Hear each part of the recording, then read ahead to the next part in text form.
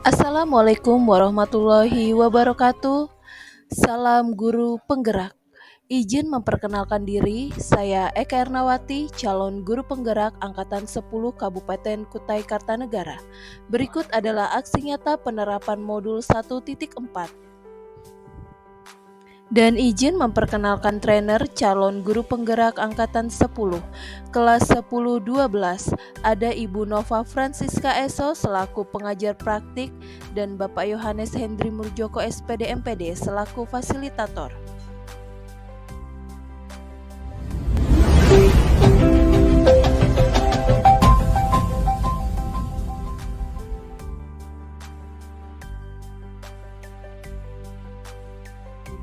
Pada penerapan modul 1.4 ini, saya melakukan penyebaran pemahaman kepada rekan guru di SLB Negeri Tenggarong. Assalamualaikum warahmatullahi wabarakatuh. Selamat pagi menjelang siang Bapak Ibu. Sebelumnya saya ucapkan terima kasih kepada Bapak Ibu yang sudah bersedia meluangkan waktunya untuk bersama-sama kita membahas materi mengenai budaya positif. Materi ini saya peroleh saat saya menjalankan pendidikan guru penggerak di Angkatan 10. Nah, di mana konsep inti budaya positif itu sendiri terdiri dari perubahan paradigma belajar, disiplin positif, nilai kebajikan, kebutuhan dasar manusia, motivasi perilaku manusia, posisi kontrol guru, keyakinan kelas, dan segitiga restitusi. Nah, di sini ada sebuah kegiatan di mana kegiatan ini sebelumnya sudah pernah diperagakan waktu pendampingan individu Ibu Rini ya waktu di dalam kantor itu mengenai kontrol diri. Nah, Bapak Ibu di sini bisa berpasangan mengepalkan tangannya, di mana isi dari kepalan tangan itu adalah barang berharga. Nah, karena di sini sepertinya tidak ada yang membawa barang, jadi hanya mengepalkan tangan aja. Mungkin ada yang sebagai ada yang mengepalkan tangannya, ada yang sebagai membujuk uang 1 miliar. Apakah berbeda? Atau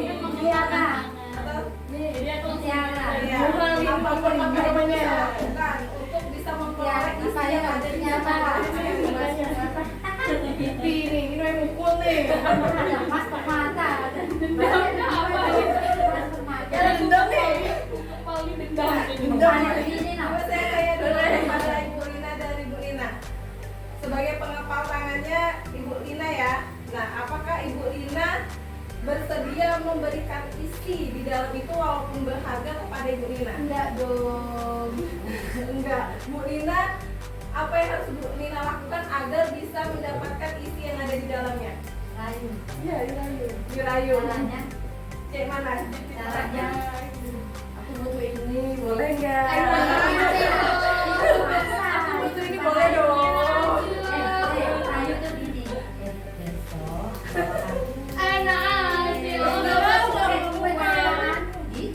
Cuman kue Olga. Ada duit 100.000 nih, boleh dong. Tapi berharga ini daripada 100.000. Oke. Nah, dari reka adegan tadi, sesungguhnya siapa yang memegang kendali atau kontrol untuk membuka atau menutup kepalan tangan? Diri kita. Iya, pasti Bapak Ibu akan menjawab diri kita sendiri. Sesungguhnya memang diri kita sendiri yang sebagai pemegang kontrol itu. Tetapi ketika kita lihat, kita bawa ke dalam kondisi di dalam kelas ya Bapak Ibu ya.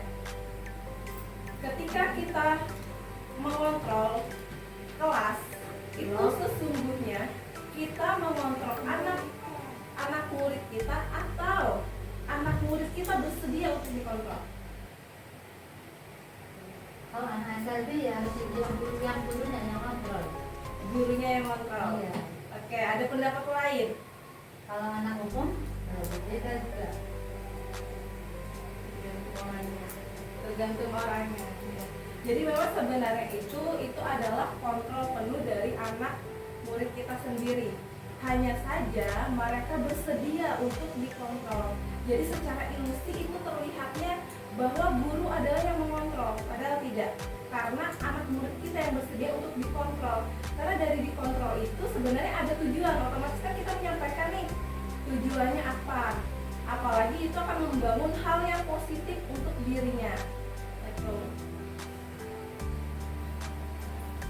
Nah, di sini perubahan paradigma belajar, pembelajaran dengan paradigma baru merupakan pembelajaran yang dirancang berdasarkan prinsip pembelajaran berdiferensiasi. Hal ini sudah kita sering lakukan ya Bapak Ibu ya, bukan hal yang baru lagi kalau untuk di SLB.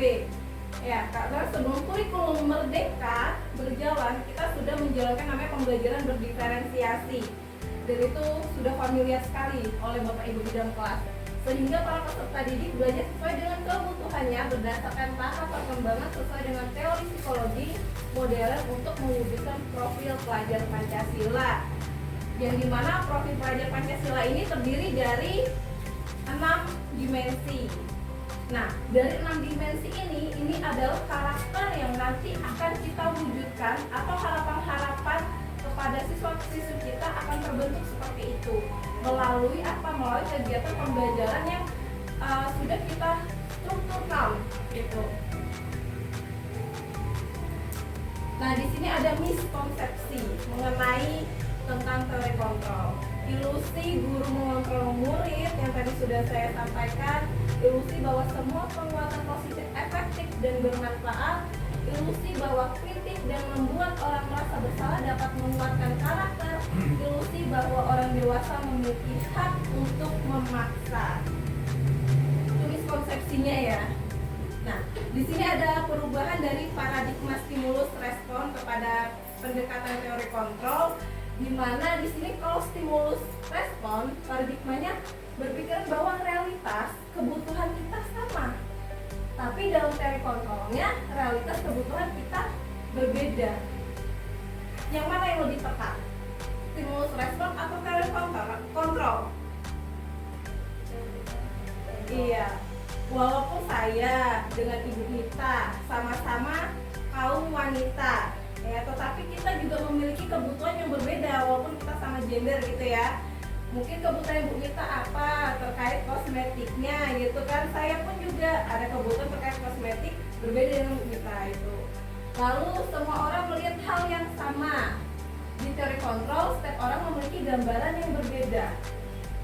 Tentunya, karena apa? Karena kita memiliki sudut pandang yang berbeda masing-masing orang. Kita tidak bisa memaksakan bahwa orang itu bersudut pandang sama seperti kita. Karena apa? Karena kita adanya teori kontrol. Kita yang mengontrol diri kita sendiri. Lalu di sini ada disiplin positif. Nah, coba Bapak Ibu pikirkan apa yang di dalam benak Bapak Ibu mengenai disiplin. Tepat waktu. Lalu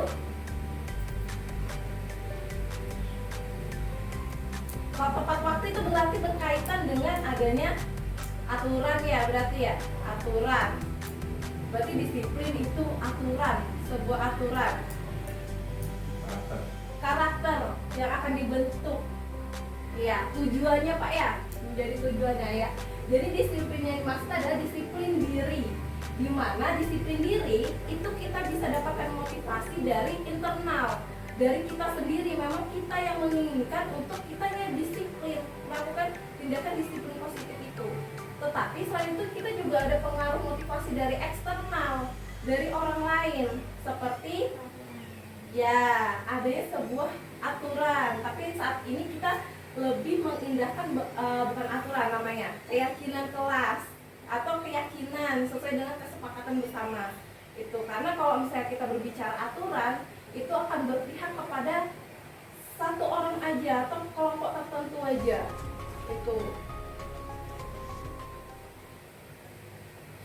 Lalu di sini ada nilai kebajikan universal. Di sini adalah nilai-nilai yang akan dibentuk, harapannya ini yang akan menjadi karakter siswa-siswi kita, di mana terdiri dari profil pelajar Pancasila.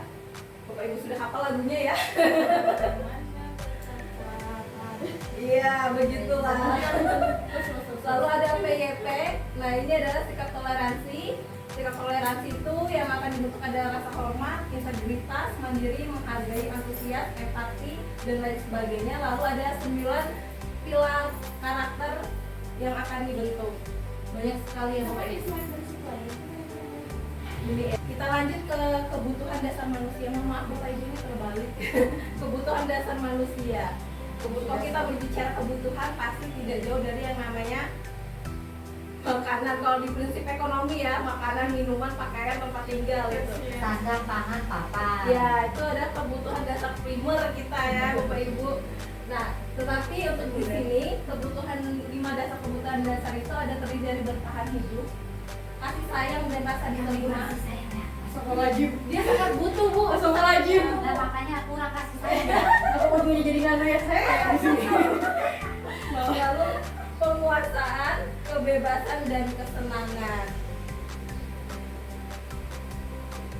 Nah, ini tadi yang terkait motivasi perilaku manusia yang terdiri dari ekstrinsik maupun intrinsik. Ekstrinsik di sini tujuannya untuk menghindari hukuman, untuk mendapatkan penghargaan, dan intrinsik untuk menjadi orang yang mereka inginkan dan menghargai diri sendiri.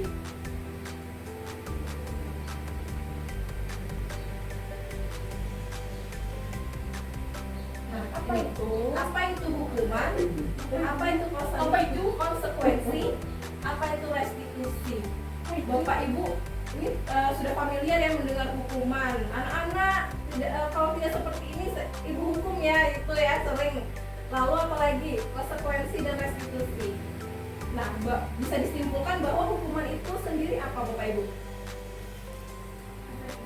Tindakan. Efek jerah, tindakan, pembelajaran, punishment. Semuanya punishment. Apa beda bahasa aja? Inggrisnya ya, Inggrisnya ya. Nanti bahasa Jawanya ada lagi apa gitu ya. Ada bahasa Inggris. Oke. Bule.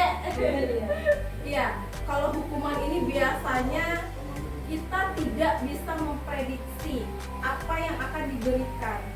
Misalkan ketika siswa kita datang terlambat, ya kan, bersihkan kelas, nyapu halaman kelas, lalu bersihkan toilet. Nah itu dia tidak tahu karena kita tidak adanya kesepakatan. Jadi langsung hari itu mereka melakukan kesalahan, hari itu juga kita memberikan hukuman, dan di hukuman itu biasanya mereka tidak akan menyadari apa kesalahan yang sudah dia lakukan gitu. Lalu konsekuensi di sini Bapak Ibu sudah paham ya? Konsekuensi biasanya jika anak-anak tidak mengerjakan PR, maka akan mungkin tidak boleh ikut istirahat gitu ya, karena harus mengerjakan PR-nya. Iya benar, efek yang diberikan sesuai dengan kesepakatan gitu. Lalu ada restitusi. Restitusi ini adalah penyempurnaan dari kedua tindakan ini, hukuman dan konsekuensi. Nah ini adalah pendekatan restitusi namanya Bapak Ibu ya. Nah di sini kita sebagai guru bisa memposisikan posisi kontrol kita itu udah berada di mana. Nah itu sinkron Bapak Ibu, memang materinya PMM sama ini. Iya, jadi waktu saya mengejar PMM pun sesuai. Ya. Berarti itu tanda-tanda Bapak Ibu selanjutnya CGP. Di Canva itu begitu kita klik kan muncul semua kok. Di Canva itu langsung Nah ini muncul. temanya Bu Eka sendiri Bu. Ya saya punya juga saya sama kok. Lalu kita tadi Bapak Ibu ya. Nah di sini posisi kontrol kita, guru ada sebagai penghukum. Ya, guru ada sebagai penghukum, pembuat merasa bersalah, teman, pemantau, dan manajer. Harapan kita, tujuan kita, semoga kita menjadi guru yang sebagai manajer posisinya. Ini adalah harapan-harapan dari siswa-siswi kita. Ketika siswa-siswi kita melakukan sebuah kesalahan, itu semoga kita bisa memposisikan guru sebagai manajer. Itu. Nah, di sini ada contoh penerapan posisi kontrolnya ya Bapak Ibu. Hormat pada bendera selama 1 jam. Nah, kita kembali lagi ke tadi posisi 5 posisi kontrol. Kalau dilihat kasus seperti ini masuk ke dalam apa? Penghukum, pembuat merasa bersalah, teman, pemantau, atau manajer. Jadi penghukum, ya benar. Penghukum melakukan kesalahan langsung dihukum. Nah itu kita berarti sebagai guru yang penghukum. Itu. Lalu berapa kali Bapak Ibu harus memberitahu kamu selalu saja mengecewakan ibu bapak. Di sini posisi kontrolnya apa Bapak Ibu? Iya, membuat rasa bersalah. Iya. Ibu kecewa sekali sama kamu sudah melakukan kesalahan seperti ini, seperti itu. Nah, itu yang akan dirasakan oleh anak, dia akan merasa bersalah atas kalimat-kalimat yang sudah kita sampaikan atau ucapan tadi. Lalu, apakah kamu tahu kesalahanmu? Nah, ini kita mengajak diskusi. Jadi restitusi di sini, pendekatan restitusi di sini, kita itu bukan memberikan aturan, tapi kita memberikan tawaran kepada siswa-siswi kita. Apakah bersedia mengikuti sebuah keyakinan kelas? Itu. Apakah kamu tahu kesalahanmu? Anak-anak mungkin langsung sejenak akan berpikir bahwasanya tadi saya melakukan apa, kenapa saya ditegur gitu kan, yang tidak ujug-ujug langsung dihukum. Nah, itu biasanya mereka tidak tahu kesalahannya ada di mana. Kira-kira bagaimana kamu memperbaiki kesalahanmu? Nah, ini kita memberikan, kalau di pendekatan 3 restitusi itu ada 3 ya Bapak Ibu, yang ada menstabilkan identitas, ada namanya memvalidasi tindakan yang salah, lalu yang terakhir adalah menanyakan keyakinan kelas. Gitu. Kenapa harus keyakinan kelas? Selama ini Bapak Ibu apakah sudah melaksanakan di dalam kelas membuat keyakinan kelas? Mungkin Tanpa disadari. Iya. Biasanya kayak gitu ya, kita nggak tahu ini namanya penyebutannya apa, tapi kita sudah melakukan. Keyakinan kelas itu melalui dengan sebuah kesepakatan terlebih dahulu ya Bapak Ibu. Saya juga ada membuat keyakinan kelas yang pada awalnya itu saya sudah menerapkan aturan dulu. Ternyata itu salah. Saya harus mengambil tindakan kesepakatan dulu apakah anak bersedia melakukan itu. Dengan harapan dan tujuan juga kita sampaikan. Gitu ya. Lalu, nah ini tadi yang sudah saya sebutkan. Nah di sini saya melakukan praktik dari segitiga restitusi.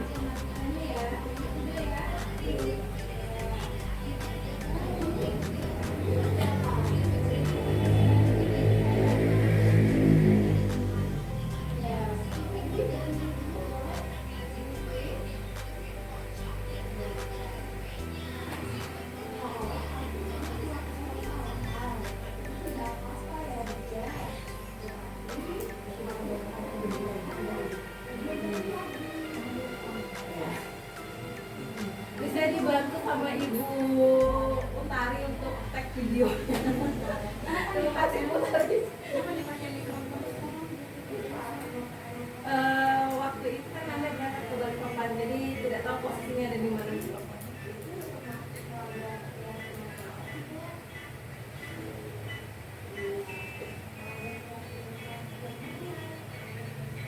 Nah di sini kita menanyakan dianya itu melakukan kesalahan apa.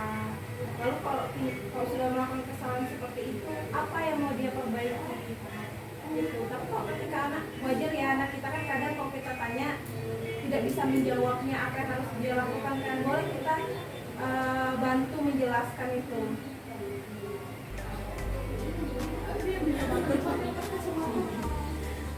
Hah? Iya. Kenapa Bu Utari? Kan karena dekat aroma kipas angin.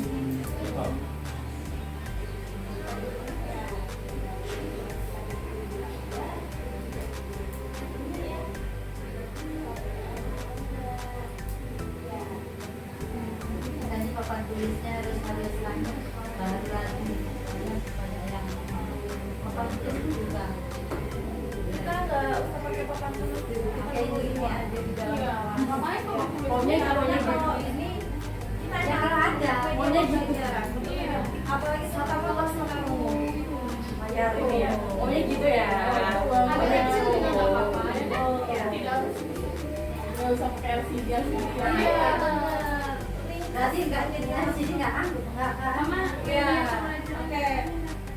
Sepertinya sampai di sini Bapak Ibu. Materi pada hari ini ya sudah selesai. Oke, saya ucapkan terima kasih Bapak Ibu semuanya sudah mendengarkan saya Sampai mengantuk. sampai mengantuk. Cara ngaturnya kan ini. Bookingnya bagus ya. Bookingnya bagus. Sekali. Dia bagus. Harapan saya semoga kita bisa memposisikan guru sebagai yang selain berpihak pada murid juga kita bisa sebagai manajer gitu dengan melalui pendekatan restitusi. Perlahan nanti kita akan coba dari yang kalian baca di kelas terlebih dahulu. Dan harapan saya juga semoga ada angkatan berikutnya di CGT agar kita bisa bersama-sama belajar ya Bapak Ibu ya. Selanjutnya, saya melakukan penyebaran pemahaman kepada peserta didik dengan pembentukan keyakinan kelas pada peserta didik berkebutuhan khusus. Assalamualaikum warahmatullahi wabarakatuh. Gimana kabarnya hari ini? Alhamdulillah baik. Alhamdulillah sehat semuanya ya. Ya, hari ini Ibu Eka ingin membuat keyakinan kelas. Ada yang tahu nggak apa itu keyakinan kelas? Oke, Ibu Eka jelasin ya. Keyakinan kelas ini adalah suatu kesepakatan bersama, kesepakatan dari Ibu Eka dan murid-murid Bu Eka di dalam kelas. Nah, terkait apa? Terkait aturan yang ada di dalam kelas. Namun ini tidak berpihak kepada Ibu Eka aja, tetapi harus ada kesepakatan dari kalian semua. Ya, tujuannya apa? Tuh mendisiplinkan anak-anak ibu yang ada di dalam kelas ini gitu. Jadi apa aja sih isi keyakinan kelas itu? Pasti kalian mempunyai harapan ya, harapan apa yang ingin dilakukan di dalam kelas. Tujuannya adalah untuk perubahan yang lebih baik. Ya, kalau misalkan ibu tanya keyakinan kelasnya itu apa aja, maunya gimana?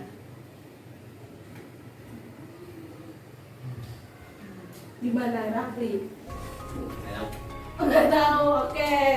Karena tidak tahu, sepertinya juga banyak yang diam ini karena nggak tahu ya. Nah, Ibu Eka menyajikan beberapa keyakinan kelas di sini, ya.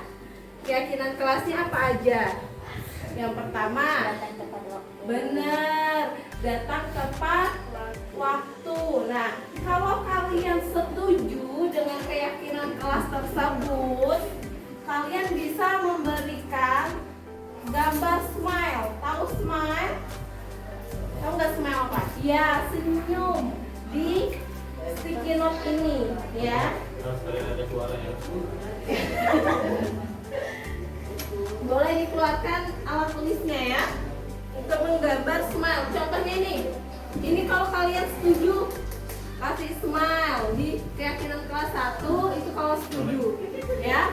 Dan bagi yang tidak setuju beri ya ke bawah, tidak senyum jadi sedih gitu atau cemberut gitu ya. Nah, ini buka satu-satu lalu kalian nanti menempelkan berada di depan ini. Oke? Oke.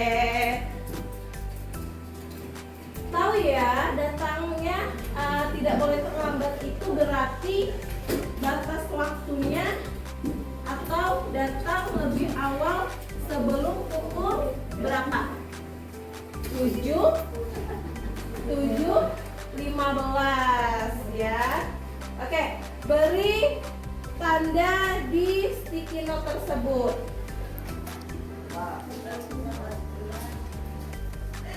Kalau setuju langsung ditempelkan yang sudah, tidak perlu kasih nama.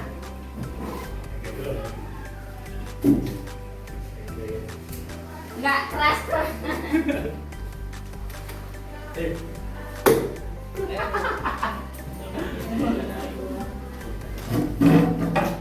Lengket juga nih. Oh, tidak mau nempel.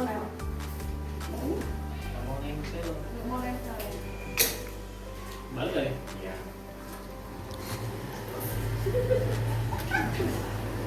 Ini nempel. Ditempelkan ke ini aja, ke temannya itu. Nah, ditumpangkan gitu. Oke.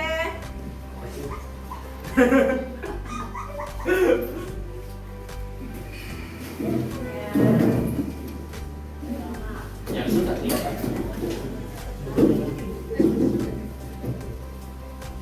Anggap aja ada 5 lah. Iya. Iya, nempel. Kita mengambil suara terbanyak ya, karena ini hasil dari kesepakatan bersama. Dwi mau yang mana? Yang smile atau tidak? Digambar, gambarnya seperti ini, smile-nya. Ya, kelihatan. Kalau mau gambar ada cuma lakai. Oke, ditempel ke depan. Berarti semuanya setuju ya? Setuju dengan keyakinan kelas datang tepat waktu. Nah, kalau setuju berarti kalian harus tahu agar bisa datang tepat waktu seperti apa, ya kan? Yang pasti datanya lebih, iya, datanya lebih awal sebelum pukul 7.15 itu sudah berada di sekolah, ya. Lalu kalian bisa mengupayakan dengan cara apa supaya bisa datang lebih awal. Bangun pagi, mungkin kalau sulit nih bangunnya harus ada yang bangunin gitu ya, sulit bangun pagi harus ada yang bangunin, atau kalian bisa memasang alarm di handphone kalian masing-masing ya. Ada cara lebih mudah. Apa itu? Tidur di sekolah. Tidur di sekolah. Nanti wakarnya bingung. Ini anak kenapa nggak pulang? Apa nggak ada keluarganya gitu ya? Atau yang jemput lupa. Iya, atau yang jemput lupa. Oke, kita lanjut lagi. Yang kedua, ada keyakinan kelas berdoa sebelum dan sesudah belajar. Perlu tidak berdoa itu sebelum dan sesudah belajar? Perlu. Iya, berarti itu penting ya. Berarti bagaimana? Apakah kalian setuju dengan keyakinan kelasnya atau tidak? Silahkan diberi gambar lagi. Imut sekali ya, gambarnya kecil.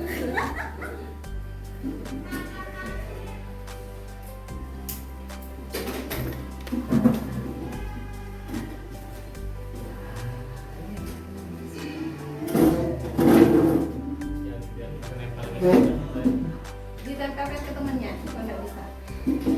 Itu bisa jadi karena kena air, jadi sudah tidak lagi. Kecil amat. Ditempelkan ke temannya aja. Ini botol jatuh tahu punya siapa ini? Kenapa makin kecil? Ada kaki kecil kelihatannya. Bisa tidak kayak gini ya. Oke, semuanya setuju ya. Hebat.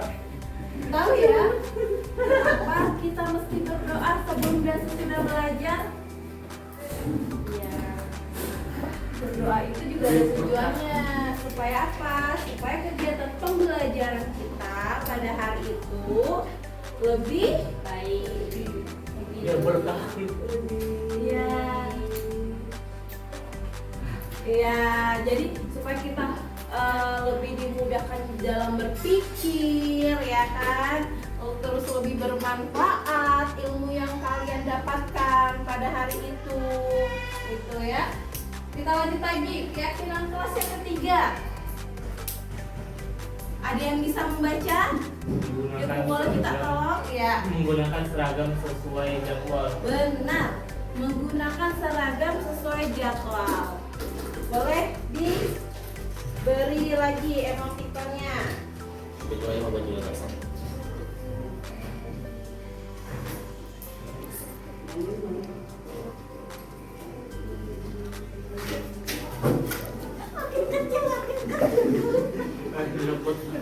Nggak lihat-lihat bentuknya, ngebut banget ya.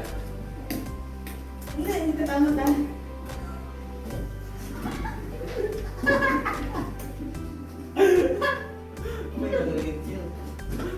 Mungkin hari makin kecil. Mau nempel lagi. Biar imut. Kalau paku di loket. Ini kok kurus. Lagi diet. Kurang gizi itu. Lagi diet. Oke, silakan duduk kembali ya. Nah, berarti semuanya setuju ya dengan keyakinan kelas menggunakan seragam sesuai jadwal. Oke, silakan duduk dulu. Ya.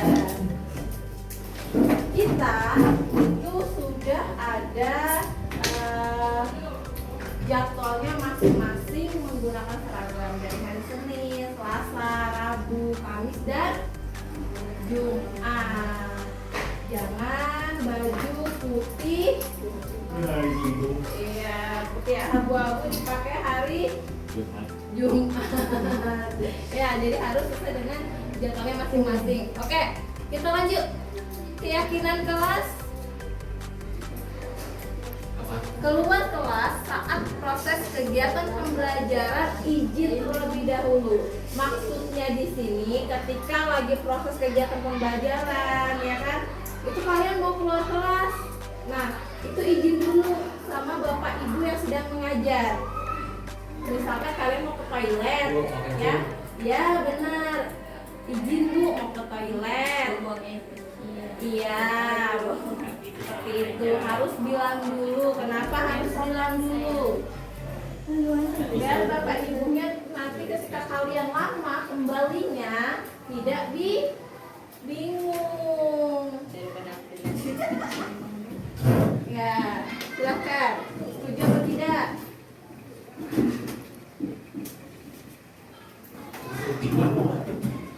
Positif thinking bu.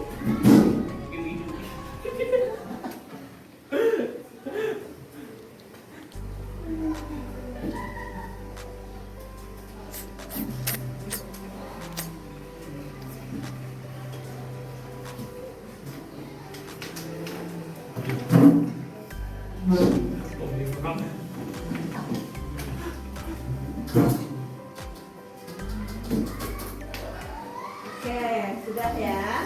Lanjut lagi. Melakukan piket kelas.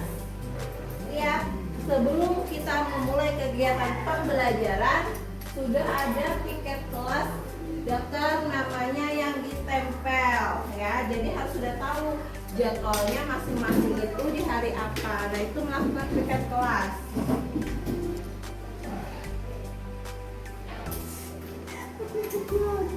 Ada satu lagi. Ada satu. Ini kreatif ya ini. Setuju semua ini apa? Nggak ada yang nggak setuju ya? Oh ini pertama ya.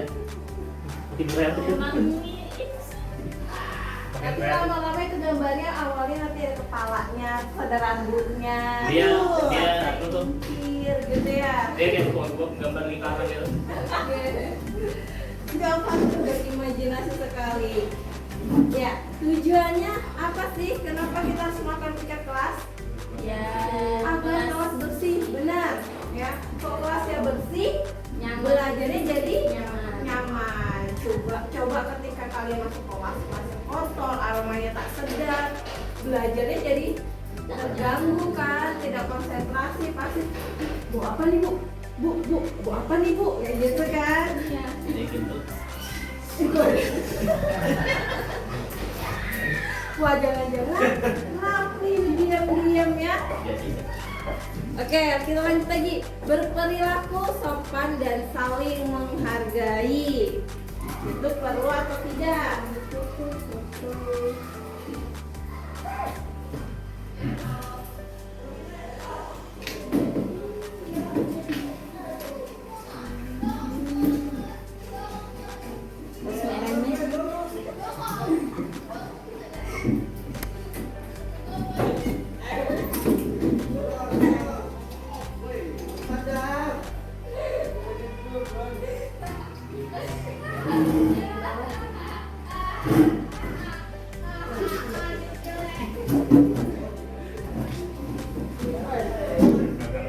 Bener di sini.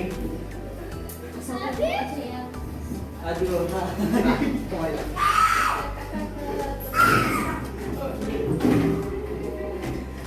Terima kasih. Ya, berperilaku sopan dan saling menghargai itu sangat diperlukan ya.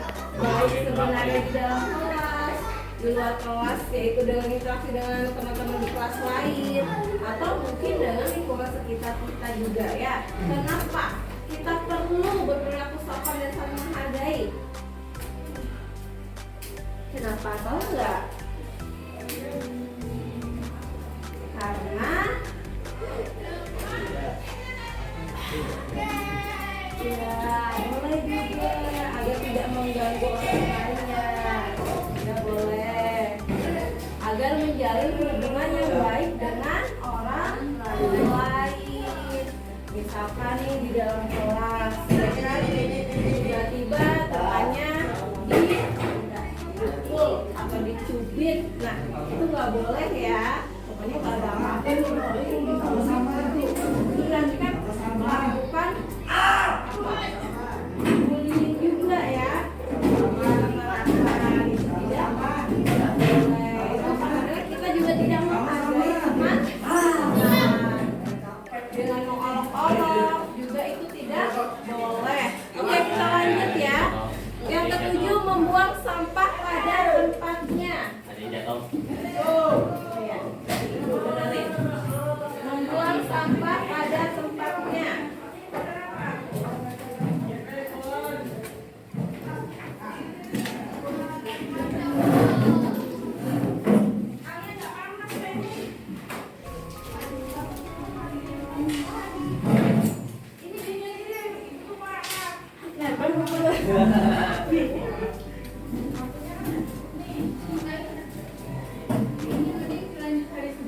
Akuin.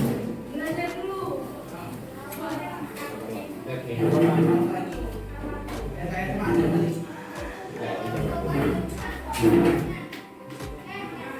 Makin hari makin serem ya ini. Makin lebar kan di lama muncul gigi taring. Semuanya ya. Di lama muncul gigi Tadi taring. tidak bermain HP saat proses belajar kecuali diperlukan. Kalau misalkan ibu bilang, oke anak-anak, pembelajaran kita pada hari ini menggunakan HP. Nah itu baru boleh. Tapi kalau tidak ada instruksi dari ibu, ya kan, tidak boleh menggunakan HP. Jangan bermain HP. Itu kalian setuju apa tidak? Silakan beri emotikonnya.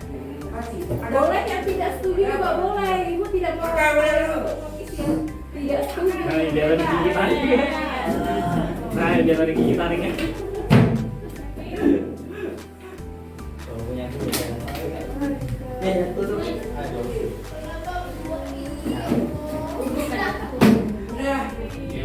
Menggunakan imajinasi. Apa itu? Kayak belajar atau tuh benang layangan.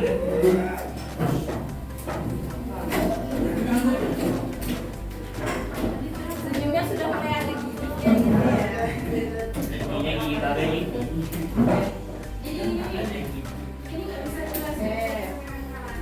Kenapa sih kok nggak boleh main HP saat proses kegiatan pembelajaran kecuali ada instruksi dari Ada jatuh lagi. tahu nggak kenapa? Terganggu. Iya bisa mengganggu pelajaran yang kurang fokus. Kita banyak ibu ya kurang fokus, bisa mengganggu saat proses kegiatan pembelajaran itu. Jadi kita saat kegiatan pembelajaran agar ilmu yang ibu berikan bisa diterima, maka harus fokus. Jangan fokusnya sama HP. Nanti ketika ibu menjelaskan, iya jadi tidak paham ya. Oke, dari 8 keyakinan kelas ini ya, dari 8 keyakinan kelas ini ternyata semuanya murid ibu setuju mengisinya. Berarti kita sepakat ya bahwa keyakinan kelas ini yang nanti akan dipergunakan di dalam kelas. Setuju?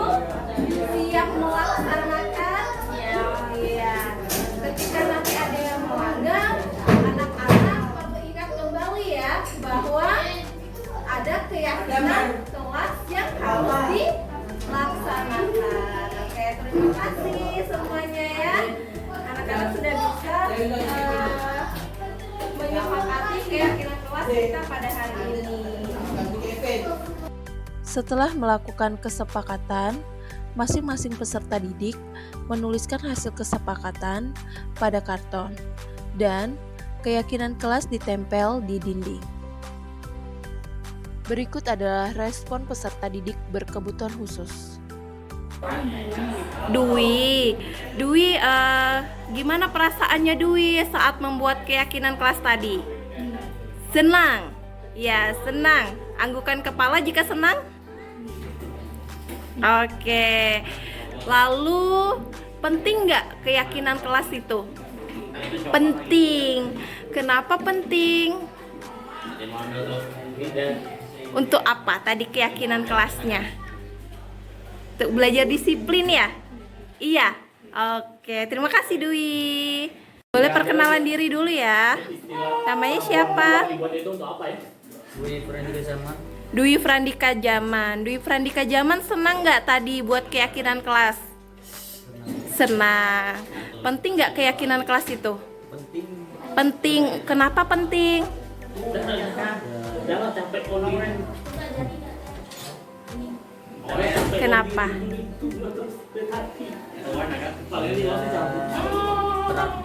Supaya teratur. Iya, boleh. Terima kasih ya Dwi ya. Namanya siapa? Iya. Lalu tadi kan kita sudah membuat keyakinan kelas ya. Gimana perasaannya Fatir? Senang. Oke, kenapa? Bukan. Penting nggak keyakinan kelas itu? Penting. Kenapa penting?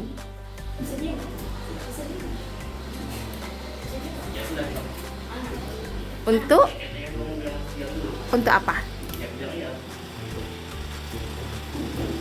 Untuk supaya kita lebih baik lagi ya. Oke, terima kasih Fatir. Namanya Rafli. Rafli, tadi kita kan bikin keyakinan kelas. Nah, gimana perasaannya Rafli? Baik. Oke, keyakinan kelas itu penting nggak? Penting. Kenapa bisa penting? Biar kelas tertib. Oke, thank you Rafli. Ini siapa? Indah. Indah, tadi kita buat keyakinan kelas. Gimana perasaannya Indah? Baik, perasaannya baik. Oke, Indah senang nggak? Senang. Keyakinan kelas itu penting nggak? Penting. Kenapa bisa penting? Untuk lebih baik lagi. Oke, good. Terima kasih Indah. Apa namanya? Pia. Pia, tadi kita sudah buat keyakinan kelas ya. Gimana perasaannya Pia? Senang. Keyakinan kelas itu penting nggak? Penting. Kenapa penting? Karena biar kelas disiplin. Oke, biar siswa-siswanya disiplin ya. Ya, terima kasih Pia.